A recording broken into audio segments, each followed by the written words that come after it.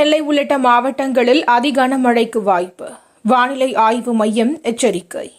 தமிழகத்தின் நதிநீர் உரிமைகளை அடகு வைப்பதா திமுக அரசை சாடிய எடப்பாடி.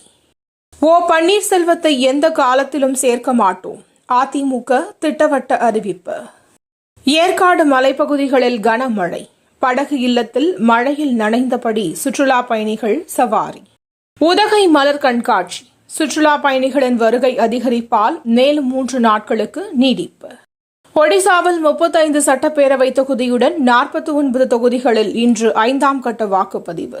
பாதுகாப்பு ஏற்பாடுகள் தீவிரம். ஊழல்வாதிகளை சிறைக்கு அனுப்புவேன், பிரதமர் மோடி பேச்சு.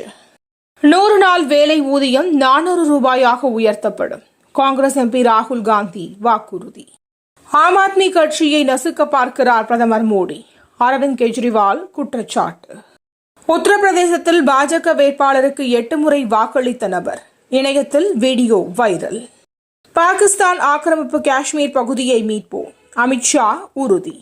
ஆப்கானிஸ்தானில் கனமழை வெள்ளம், 50 பேர் பலி. MS தோனி அடுத்த IPL சீசனிலும் விளையாட வேண்டும், சுரேஷ் ரெய்னா விருப்பம். ஸ்டார் ஸ்போர்ட்ஸ் வெளியிட்ட வீடியோ தனியுரிமையை பாதிக்கிறது என ரோஹித் சர்மா ட்விட்டர் பக்கத்தில் குற்றச்சாட்டு. பஞ்சாப் கிங்ஸ் அணிக்கு எதிரான போட்டி 4 விக்கெட்கள் வித்தியாசத்தில் அபார வெற்றி பெற்றது சன்ரைசர்ஸ் ஹைதராபாத். தினம் தினம் நடக்கும் முக்கிய நிகழ்வுகளை சுருக்கமாகவும் தெளிவாகவும் தலைப்புச் செய்திகள் வழியே அறிந்து கொள்ள QLN நியூஸ் சேனலை சப்ஸ்கிரைப் செய்யவும்.